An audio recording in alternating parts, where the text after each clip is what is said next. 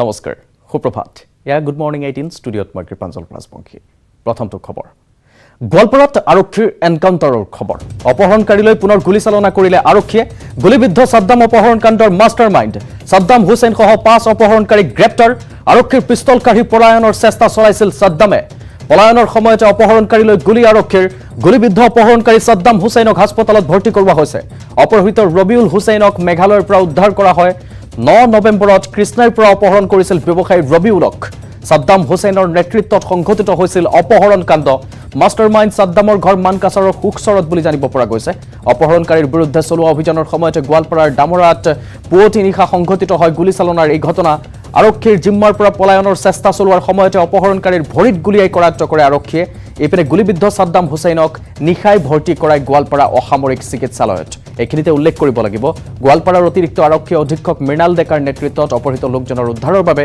আৰক্ষীয়ে চলাইছিল ধাৰাবাহিক অভিযান আমি এই সন্দৰ্ভত আৰু খবৰ জনাবলৈ চেষ্টা কৰিম কিন্তু এই মুহূৰ্তৰ ডাঙৰ খবৰটো হৈছে গোৱালপাৰাত আৰক্ষীয়ে এনকাউণ্টাৰ কৰিছে অপহৰণকাৰীলৈ পুনৰ গুলীচালনা কৰিছে আৰক্ষীয়ে গুলীবিদ্ধ সাদ্দাম অপহৰণকাণ্ডৰ মাষ্টাৰমাইণ্ড সাদ্দাম হুছেইন সহ 5 অপহৰণকাৰীক গ্ৰেপ্তাৰ কৰা হৈছে আৰক্ষীৰ পিস্তল কাঢ়ি পলায়নৰ চেষ্টা চলাইছিল সাদ্দামে পলায়নৰ সময়তে অপহৰণকাৰীলৈ গুলী কৰিছে আৰক্ষীয়ে গুলীবিদ্ধ অপহৰণকাৰী সাদ্দাম হুছেইনক সম্প্ৰতি হাস্পতালত ভৰ্তি কৰোৱা হৈছে অপহৃত ৰবিউল হুছেইনক মেঘালয়ৰ পৰা উদ্ধাৰ কৰা হৈছে 9 নৱেম্বৰত কৃষ্ণাইৰ পৰা অপহৰণ কৰিছিল ব্যৱসায়ী ৰবিউলক সাদ্দাম হুছেইনৰ নেতৃত্বত সংঘটিত হৈছিল অপহৰণ কাণ্ডটো মাষ্টাৰমাইণ্ড সাদ্দামৰ ঘৰ মানকাছাৰৰ হুকচৰত বুলি জানিব পৰা গৈছে অপহৰণকাৰীৰ বিৰুদ্ধে চলোৱা অভিযানৰ সময়তে গোৱালপাৰাৰ ডামৰাত পুৱতি নিশা সংঘটিত হয় গুলীচালনাৰ এই ঘটনাটো আৰু শেহতীয়া কি তথ্য আছে এক্সক্লুসিভলি নিউজ 18ৰ দৰ্শকক আমি দেখুৱাই আহিছো এই খবৰ গোৱালপাৰাৰ পৰা অহা খবৰ গোৱালপাৰাৰ দুগৰাকীক সাংবাদিক আমাৰ সৈতে পোনপটীয়া সম্প্ৰচাৰত সংযুক্ত থাকিব ৰিংকু দাস আৰু দুধনৈৰ পৰা অৰূপনাথ আমাৰ সৈতে সংযুক্ত হৈ থাকিব আমি তেওঁলোকৰ সৈতে কথা পাতিবলৈ চেষ্টা কৰিম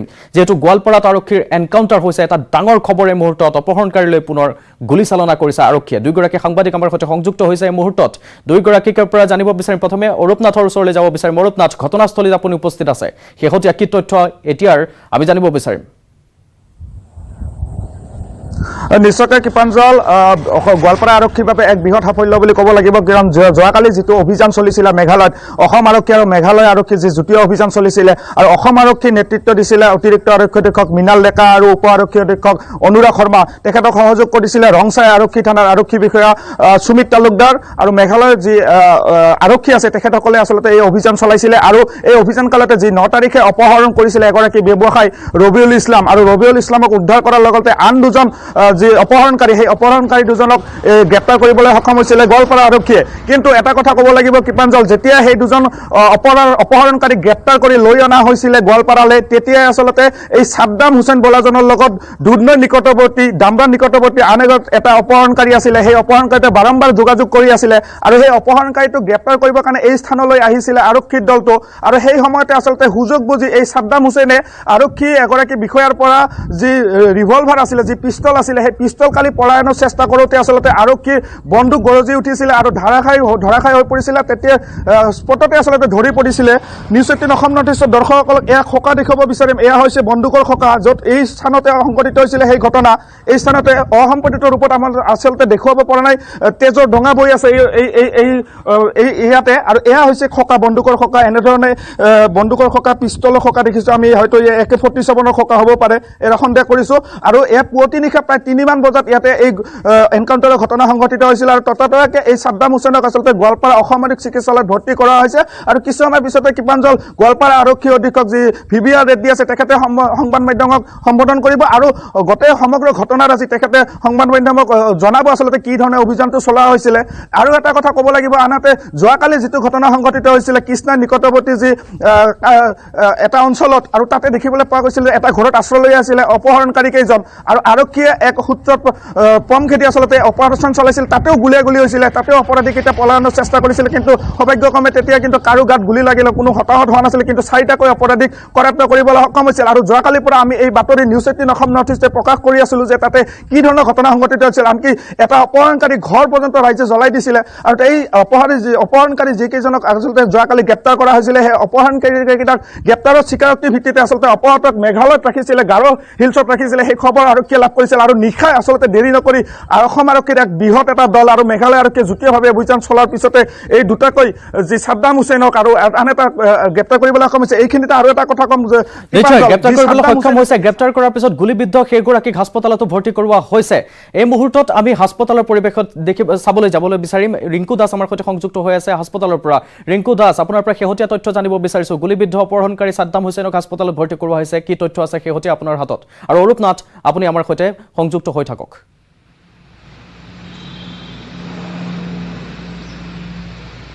মই কৃপাঞ্জল ক'ব লাগিব, পুনৰ গোৱালপাৰাত গুলীচালনাৰ ঘটনা। আজি পুৱতি নিশা প্ৰায় 3মান বজাত দুধনৈৰ যি ডামৰাত অপহৰণকাৰী আৰু আৰক্ষীৰ মাজত যি গুলীয়াগুলী সংঘটিত হয়। জানিব পৰা মতে যি অপহৰণকাৰী যি ছাদ্দাম হুছেইন ইতিমধ্যে ভৰিত গুলী লাগি তেখেতক ইতিমধ্যে গোৱালপাৰা যি 2খন অসামৰিক চিকিৎসালয়ত ইতিমধ্যে ভৰ্তি কৰোৱা হৈছে। আৰু জানিব পৰা ছাদ্দাম হুছেইন ইতিমধ্যে অপহৰণকাৰীৰ মূল মাষ্টাৰ মাইণ্ড বুলি ক'ব লাগিব। যি যোৱা 9 নৱেম্বৰত গোৱালপাৰা জিলাৰ যি কাৰাইখোৱা ঢেপগুৰিৰ যি ব্যৱসায়ী এজনক কৃষ্ণাইৰ পৰা অপহৰণ কৰিছে আৰু অপহৰণ কৰি প্ৰায় 70 লাখ টকা ইতিমধ্যে ডিমাণ্ড দিছিল। কিন্তু এই তেখেতৰে দেখা গৈছে ধৰক ইতিমধ্যে যোৱাকালি আজি পুৱতি নিশা প্ৰায় 3মান বজাত যি ছাদ্দাম হুছেইনক ইতিমধ্যে আৰক্ষীৰ পৰা পলাবলৈ চেষ্টা কৰাতে আৰক্ষীয়ে গুলীচালনা সংঘটিত কৰে। আৰু গুলীচালনা সংঘটিত কৰাৰ ফলত তেখেতৰ ভৰিত ইতিমধ্যে দুজাই গুলী লাগি ইতিমধ্যে তেখেতক গোৱালপাৰা যি 2খন অসামৰিক চিকিৎসালয়ত ইতিমধ্যে চিকিৎসাধীন কৰি থকা হৈছে। হয় কৃপাঞ্জল। নিশ্চয়। আৰু এই মুহূৰ্তত ছাদ্দাম হুছেইনক চিকিৎসাধীন হৈ আছে। তেওঁৰ এই মুহূৰ্তত কেনে পৰিস্থিতি বা তেওঁৰ ৰিকভাৰী হৈছেনে? তেওঁ এই মুহূৰ্তত কি জনাইছে আৰক্ষীয়ে, বা আপুনি চাইছিলগৈনে অৱস্থা কিবা সোমাবলৈ দিয়া হৈছেনে সাংবাদিকক?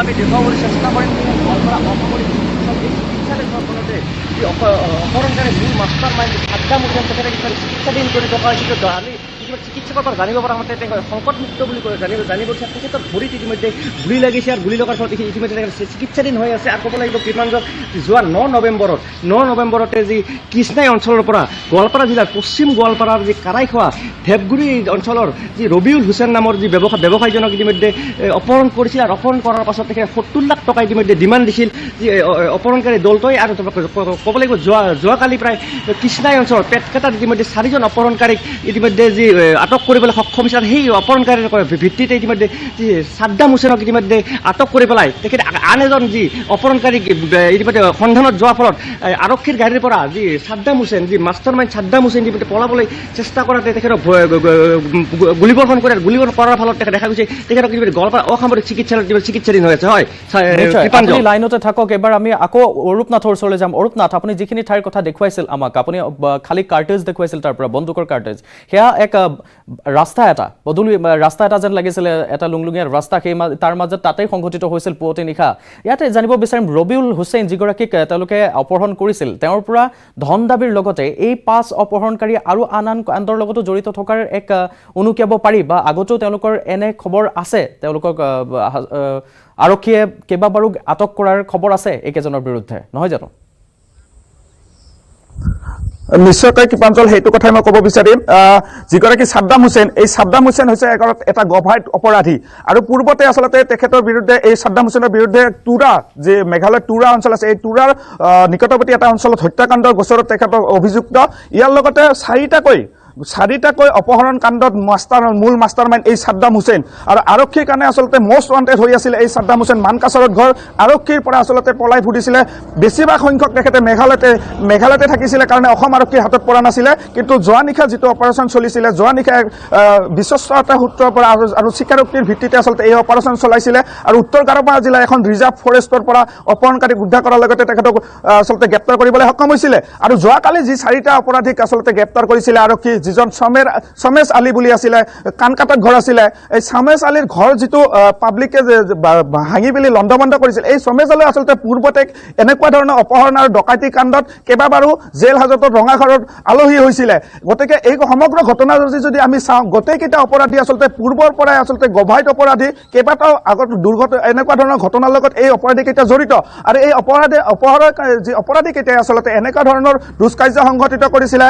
আৰক্ষীয়ে আচলতে পিছ এৰা নাছিলে, আৰক্ষী পিছ হুকি অহা নাছিলে, আৰু আৰক্ষীৰ এই নিৰবিচ্ছিন্ন যি অভিযান আছিলে আচলতে গোৱালপাৰা আৰক্ষীৰ বাবে এক বৃহৎ সাফল্য। কৃপাঞ্জল, নিশ্চয়। আৰু এই মুহূৰ্তত ৰিংকু দাস আমি দেখিবলৈ পাইছোঁ আপুনি তাত উপস্থিত আছে, যিহেতু তাত এগৰাকী অপহৰণকাৰী আৰু লগতে তেওঁ এগৰাকী অপৰাধী তাত ৰখা হৈছে ৰিংকু দাস, কিন্তু তাতে কোনো আৰক্ষীৰ লোক বা নিৰাপত্তা বাহিনীক আমি দেখিবলৈ পোৱা নাই, আপোনাৰ কেমেৰাত আবদ্ধ হোৱা দেখিবলৈ পোৱা নাই। তেওঁলোক নাই নেকি, খোলাকৈ এৰি দিছে নেকি হাস্পতালৰ ভিতৰত?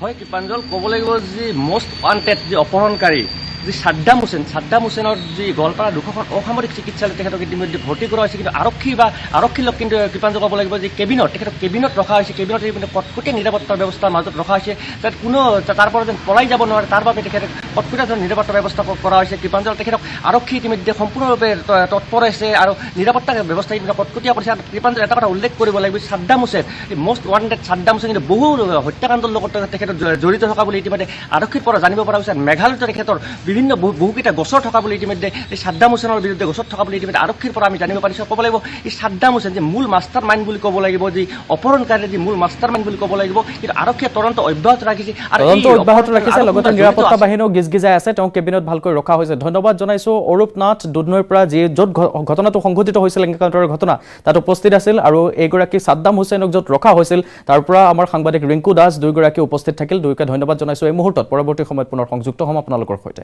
এয়া হৈছে গোৱালপাৰাত আৰক্ষীৰ এনকাউণ্টাৰৰ খবৰ। আমি যি জনাই আহিছোঁ পুৱাই অপহৰণকাৰীলৈ পুনৰ গুলীচালনা কৰিছিল আৰক্ষীয়ে। গুলীবিদ্ধ ছাদ্দাম অপহৰণকাণ্ডৰ মাষ্টাৰ মাইণ্ড, যাক এতিয়া আৰক্ষীৰ তত্বাৱধানত চিকিৎসা কৰি থকা হৈছে।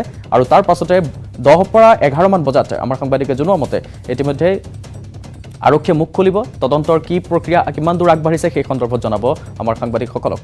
আমি পৰৱৰ্তী সময়ত নিউজ 18ৰ দৰ্শকক সেই খবৰো জনাবলৈ সক্ষম হ'ম।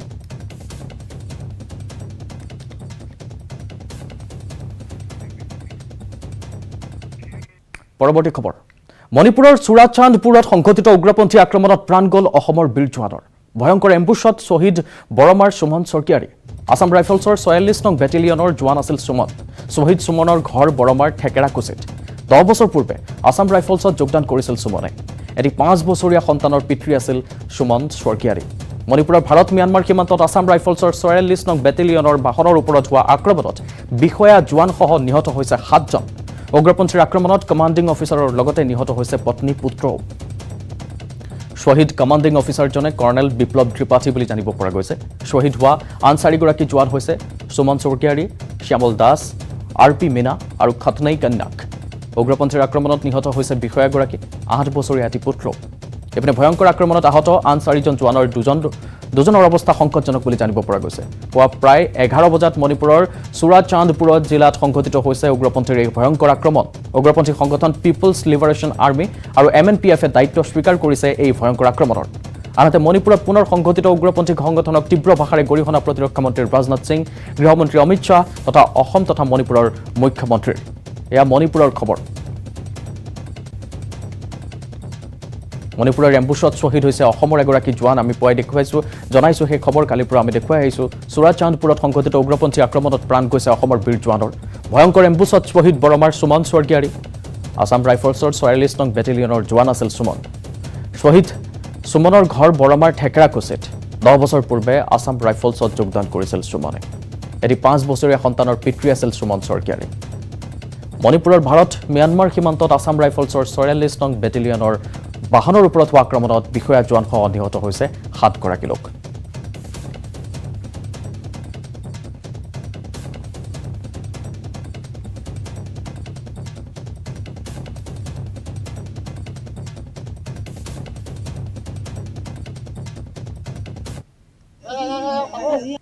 No, that's actually, I condemn it in the strongest term, and it is a cowardly act, and we will hand down the culprits and we will book according to law.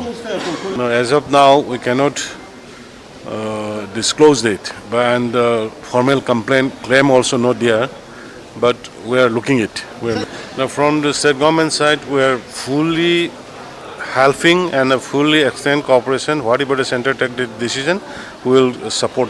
আমাৰ মণিপুৰত অসম ৰাইফলছৰ ওপৰত যিটো এম্বুজ হ'ল তাক আমি তীব্ৰ ভাষাত নিন্দা কৰিছোঁ আৰু মই ভাবোঁ যে এই ধৰণৰ কাৰ্যই উত্তৰ পূৰ্বৰ শান্তি আৰু উন্নয়নৰ প্ৰক্ৰিয়াত ব্যাঘাত জন্মাব মই নিশ্চিত যে মণিপুৰ চৰকাৰে এই ক্ষেত্ৰত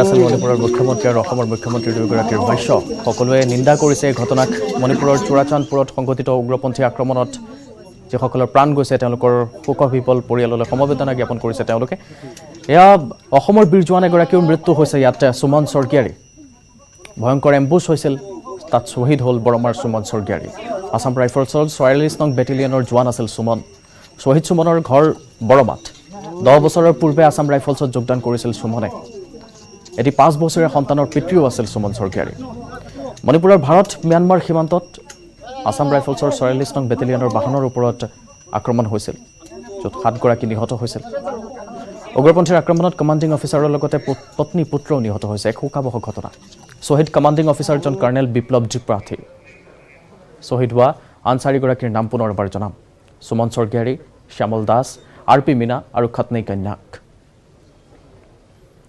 উগ্ৰপন্থীৰ আক্ৰমণত নিহত হৈছে বিষয়াগৰাকীৰ 8 বছৰীয়া এটি পুত্ৰও ইপিনে ভয়ংকৰ আক্ৰমণত আহত আন 4জন জোৱানৰ দুজনৰ অৱস্থা এতিয়াও সংকটজনক পুৱা প্ৰায় 11 বজাত মণিপুৰৰ চোৰাচান্দপুৰ জিলাত সংঘটিত হৈছে উগ্ৰপন্থীৰ এই ভয়ংকৰ এম্বুছ উগ্ৰপন্থী সংগঠন পিপুলছ লিবাৰেশ্যন আৰ্মি আৰু MNPF-এ দায়িত্ব স্বীকাৰ কৰিছে এই ভয়ংকৰ আক্ৰমণৰ যাক একেমুখে ধিক্কাৰ দিছে মুখ্যমন্ত্ৰী লগতে প্ৰতিৰক্ষা মন্ত্ৰী গৃহমন্ত্ৰীও ধিক্কাৰ দিছে এই ঘটনাক নিন্দা কৰিছে আনহাতে মণিপুৰত পুনৰ সংঘটিত উগ্ৰপন্থী সংগঠনক তীব্ৰ ভাষাৰে এদৰে ৰাজনাথ সিং গৃহমন্ত্ৰী অমিত শ্বাহ তথা অসম তথা মণিপুৰৰ মুখ্যমন্ত্ৰীয়ে নিন্দা কৰিছে ইতিমধ্যে আমি তেওঁলোকৰ ভাষ্যসমূহ শুনাবলৈ সক্ষম হ'লো আপোনালোকক এক অতি শোকাবহ ঘটনা যি ঘটনাত অসমৰো এগৰাকী শ্বহীদ হ'ল বীৰ জোৱান সুমন স্বৰ্গীয়াৰী বৰমাত ঘৰ তেখেতৰ এটি 5 বছৰীয়া পুত্ৰ সন্তান আছিল তেখেতৰ আৰু মণিপুৰৰ চোৰাচান্দপুৰত হোৱা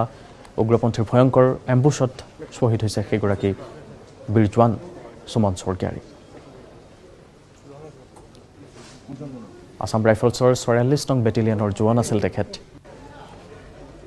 থেকেৰাকুছিত ঘৰ বৰমাৰ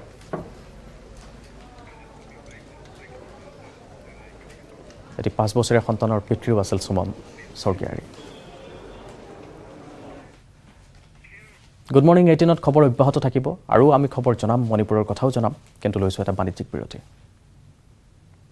Kumar Engineering Power Dealer now with free registration, insurance and easy finance. Contact Skylight Automotive Private Limited 7002845016.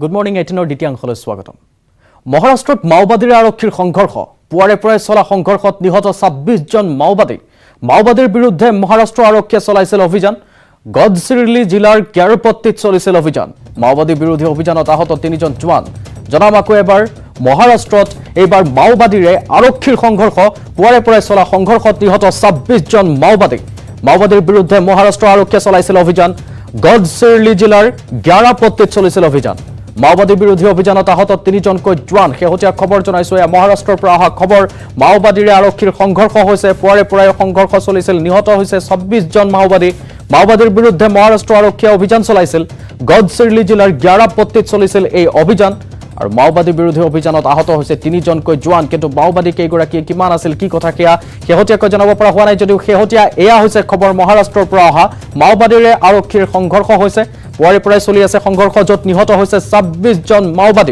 মাওবাদীৰ বিৰুদ্ধে মহাৰাষ্ট্ৰ আৰক্ষীয়ে চলাইছিল অভিযান গডচিৰলি জিলাৰ গ্যাৰপট্টিত চলিছিল এই অভিযান মাওবাদী বিৰোধী অভিযানত আহত 3জন জোৱান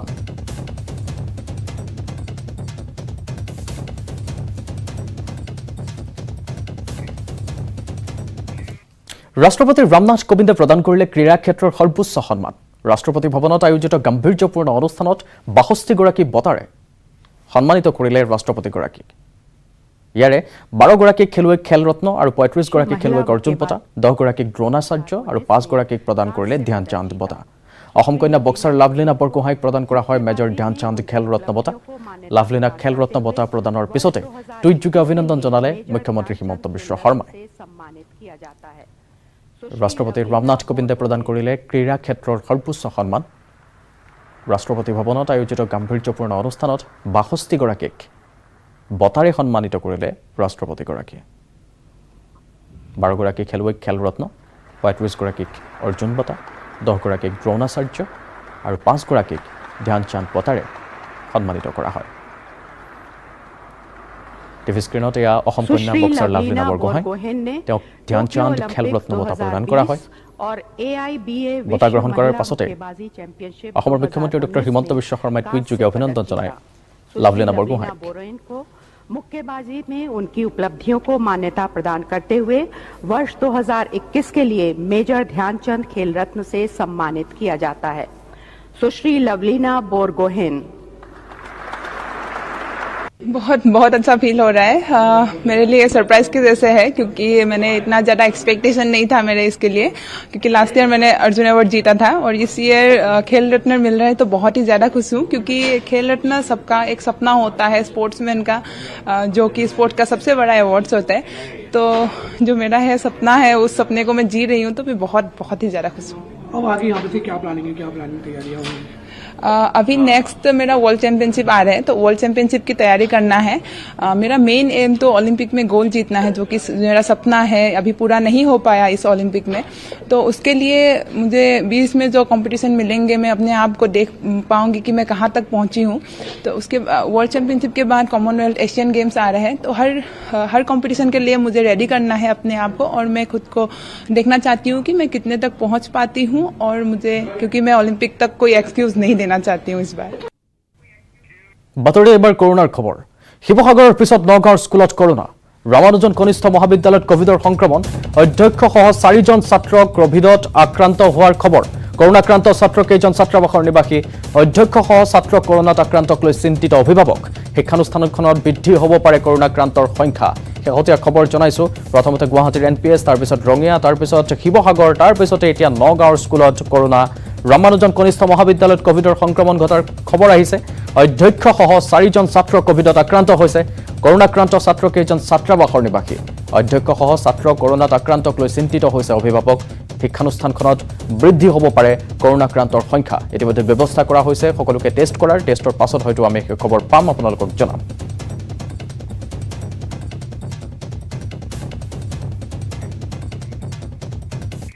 দিছপুৰ আৰক্ষীৰ জালত পুনেৰ এগৰাকী মষ্ট ৱান্টেড চিকিৎসক ডক্টৰ ৰিচাৰ্ড আব্ৰাহাম লৰেন্স ওৰফে অক্ষয় কুমাৰ ওৰফে ববি নামৰ মষ্ট ৱান্টেড চিকিৎসকজনক শনিবাৰে গ্ৰেপ্তাৰ কৰিবলৈ সক্ষম হয় দিছপুৰ আৰক্ষীয়ে।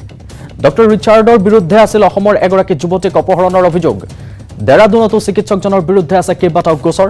2017 চনত কিডনিৰ ৰেকেট চলোৱাৰ গোচৰ আছে চিকিৎসকজনৰ বিৰুদ্ধে। উল্লেখ কৰিব লাগিব, বিগত 4 বছৰ ধৰি পলাতক অৱস্থাত আছিল চিকিৎসক ডক্টৰ ৰিচাৰ্ড আব্ৰাহাম লৰেন্স। ইতিমধ্যে কিডনি সৰবৰাহৰ লগত ভাৰতৰ বিভিন্ন স্থানৰ পৰা উত্তৰাখণ্ড আৰক্ষীয়ে গ্ৰেপ্তাৰ কৰিছে 18জনকৈ চিকিৎসকক। আদালতত হাজিৰ কৰোৱাৰ পিছতে দিছপুৰ আৰক্ষীয়ে উত্তৰাখণ্ড আৰক্ষীক গতাই দিয়ে মষ্ট ৱান্টেড চিকিৎসকজনক। জানিব পৰা মতে ভাৰতৰ বিভিন্ন ৰাজ্যৰ দুখীয়া লোকক চাকৰিৰ প্ৰলোভন দি কিডনি বিক্ৰী কৰিবলৈ বাধ্য কৰাইছিল এই চক্ৰটোৱে। ডুবাই, ওমান আদিকে ধৰি কেইবাখনো ধনী ৰাষ্ট্ৰলৈ কিডনি সৰবৰাহ কৰিছিল এই চক্ৰটোৱে। এটা কিডনি 35 লাখৰ পৰা 1 কোটি টকাৰ বিনিময়ত বিক্ৰী কৰিছিল চক্ৰটোৱে। উত্তৰাখণ্ড, মহাৰাষ্ট্ৰকে ধৰি বিভিন্ন দেশে বিদেশে বিভিন্ন স্থানত অগাধ সম্পত্তি থকা চিকিৎসকজনক উত্তৰাখণ্ড আৰক্ষীয়ে গ্ৰেপ্তাৰৰ বিনিময়ত ঘোষণা কৰিছিল 10,000 টকাৰ পুৰস্কাৰ। এয়া দিছপুৰ আৰক্ষীৰ জালত পৰিছে পুনৰ এগৰাকী মষ্ট ৱান্টেড চিকিৎসক ডক্টৰ ৰিচাৰ্ড আব্ৰাহাম লৰেন্স ওৰফে অক্ষয় কুমাৰ ওৰফে ববি নামৰ মষ্ট ৱান্টেড চিকিৎসকজনক শনিবাৰে গ্ৰেপ্তাৰ কৰিবলৈ সক্ষম হয় দিছপুৰ আৰক্ষীয়ে। ডক্টৰ ৰিচাৰ্ডৰ বিৰুদ্ধে আছিল অসমৰ এগৰাকী যুৱতীক অপহৰণৰ অভিযোগ। নামী বেনামী বহু সম্পত্তি আছে এগৰাকী চিকিৎসকৰ। দেৰাদুনতো চিকিৎসকজনৰ বিৰুদ্ধে আছে কেইবাটাও গোচৰ। 2017 চনত কিডনিৰ ৰেকেট চলোৱাৰ গোচৰ আছে চিকিৎসকজনৰ বিৰুদ্ধে।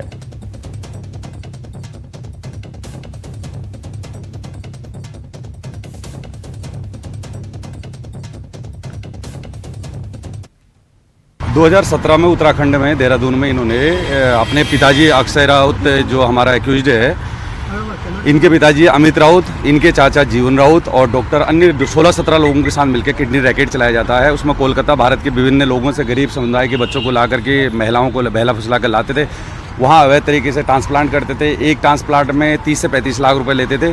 17 एक्यूज्ड को हमने पहले अरेस्ट करके जेल भेज दिया है और ये इनका 5 साल से फरार चल रहा था अभियुक्त। इस पर 10,000 रुपये का इनाम घोषित है। इसको कोलकाता यहाँ आपकी आसाम पुलिस ने पकड़ा। মূল খুঁটিলৈ উভতিছে ডিমাছা নেশ্যনেল লিবাৰেশ্যন আৰ্মিৰ নেতাকেইটাৰ। হাফলঙত আৰক্ষীৰ ওচৰত আত্মসমৰ্পণ কৰিলে ডিএনএলৰ 44গৰাকী নেতাকেইটাৰে। এডিজিপি হীৰেন নাথৰ উপস্থিতিত হাফলঙত আত্মসমৰ্পণ কৰি ডিএনএলৰ নেতাকেইটাৰে জমা দিলে মাৰণাস্ত্ৰ। আনহাতে শীঘ্ৰেই মূল খুঁটিলৈ আহিব ডিএনএলৰ 3 শতাধিক নেতাকেইটাৰ। এই ঘোষণা কৰিছে ডিএনএলৰ এৰিয়া কমাণ্ডাৰ নাইডিং ডিমাছাই। আনহাতে আটাইকেইজন নেতাকেইটাৰ আত্মসমৰ্পণৰ পিছত নিৰ্মাণ কৰা হ'ব ডিএনএলএ যুদ্ধবিৰতি কেম্প।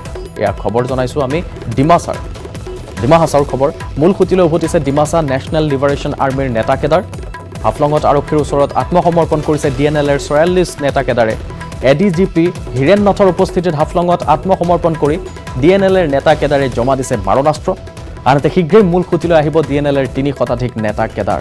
এই ঘোষণা ডিএনএলে এৰিয়া কমাণ্ডাৰ নাইডিং ডিমাছাৰ।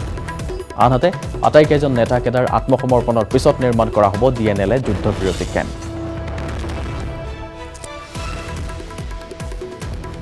আমি আগতে জংঘলত আছিলে, জংঘলত থকাৰ সময়তে আমাৰ ৰাজ্য ঘিৰাই থকা ৰাজ্যটো আমি বন চিজফায়াৰ টাইমতে আমি দাবী কৰিছে। গতিকে যিটো আমি দাবী কৰিছে সেই দাবীটো আজি ভাৰত চৰকাৰ বা আসাম চৰকাৰে সিহঁতে দায়িত্ব লৈছে। আপুনিবিলাকত মিড ষ্টেমত আহিব, তাৰপিছতে আমি চব লগতে মিলি পেলাই আমি আগবাঢ়ি যাম আৰু আপোনাৰ লগত যিটো দাবী সেই দাবীটো আমি ফুলফিল কৰিম। আপুনিবিলাক মিড ষ্টেমত আহিব বুলি আমাৰ কাৰণে কৈছে। সেইটো কাৰণে আজি আমি আহিছোঁ আৰু আজি আহি পেলাই আমি জাষ্ট আমি আহিছে জংঘল পৰা আৰু বাকী আহিবলৈ বহুত আছে। আমিতো এতিয়া ডেষ্টিনেটেড ট্ৰেইন বনোৱাৰ পিছতে আমাৰ যিটো কেডাৰ্ছ আছে সেইবিলাক লাহে লাহে ওলাই থাকিব। আৰু আমাৰ এতিয়া ডিমা হাছাওত আমাৰ লগতে যিটো কেডাৰ্ছ ইমান আহিছে, সেই অহাৰ পিছতে ছেকেণ্ড টাইমতে কাৰ্বি আংলঙত আহিম, তাৰ টাইমতে আমাৰ কাছাৰ ডিষ্ট্ৰিক্টত আহিম। সেইটোতো আমাৰ কেম্প বনোৱাৰ পিছতে আহি থাকিব আৰু যিমান মানুহ আহিব আৰু মানুহৰ লগতে যেনেকুৱা আলফা স্বাধীনৰ কেম্পত উপস্থিত হৈছে অসমৰ পৰা যোৱা 5গৰাকী যুৱতী। শুকুৰবাৰে আবেলি উপস্থিত হয় আলফা স্বাধীনৰ কেম্পত। ইতিমধ্যে আলফা স্বাধীনত যোগদান কৰিছে 5গৰাকী যুৱতীয়ে। বিশেষ সূত্ৰই সদৰি কৰিছে এই তথ্য। উল্লেখযোগ্য যে আলফা স্বাধীনত যোগদান কৰিছে তিনিচুকীয়াৰ কিক বক্সাৰ নয়নমণি চেতিয়া, গোগামুখৰ কিক বক্সাৰ সবিতা চেতিয়া, লখিমপুৰৰ লালুকৰ শৰ্মিষ্ঠা শইকীয়া ওৰফে য়াচাংফা অসম আৰু মৰিগাঁও আৰু মাজুলীৰ 2গৰাকী যুৱতীয়ে কৰিছে। তেওঁলোকৰ নামসমূহ এতিয়ালৈকে ফাদিল হোৱা নাই। এয়া খবৰ জনাইছোঁ আমি। আলফা স্বাধীনৰ কেম্পত উপস্থিত হৈছে অসমৰ পৰা যোৱা 5গৰাকী যুৱতী। শুকুৰবাৰে আবেলি উপস্থিত হয় আলফা স্বাধীনৰ কেম্পত।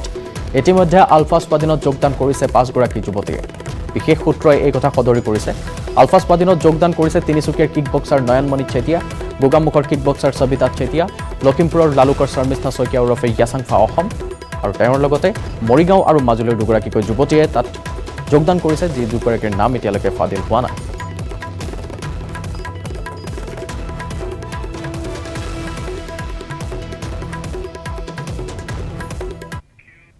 চাংচাৰীত চোৰাং গৰু ভৰ্তি ট্ৰাক জব্দ কৰা হৈছে। 23টা চোৰাং গৰু জব্দ কৰিছে আৰক্ষীয়ে। ইতিমধ্যে মদনপুৰ টোলগেটৰ সমীপত গৰু ভৰ্তি ট্ৰাক জব্দ কৰা হৈছে। বাহনৰ চালক ৰিয়াজুদ্দিন আহমেদক আটক কৰা হৈছে। কামৰূপ আৰক্ষীয়ে চলাইছিল এই অভিযান আৰু তাৰ ফলতে এতিয়া চাংচাৰীত চোৰাং গৰু ভৰ্তি ট্ৰাক জব্দ কৰিবলৈ সক্ষম হৈছে তেওঁলোকে। 23টা চোৰাং গৰু জব্দ আৰক্ষীয়ে কৰিছে। মদনপুৰ টোলগেটৰ সমীপত গৰু ভৰ্তি ট্ৰাক জব্দ কৰা হৈছে। বাহনৰ চালক ৰিয়াজুদ্দিন আহমেদক আটক কৰা হৈছে। কামৰূপ আৰক্ষীয়ে চলাইছিল এই অভিযান, যি অভিযানত গৰু ভৰ্তি এখন ট্ৰাক জব্দ কৰা হৈছে। 23টা চোৰাং গৰু জব্দ কৰিছে আৰক্ষীয়ে। টোলগেটৰ সমীপতে গৰু ভৰ্তি ট্ৰাক এখন জব্দ কৰা হৈছে। ৰিয়াজুদ্দিন আহমেদ আছিল বাহনৰ চালক, তেওঁকো আটক কৰা হৈছে।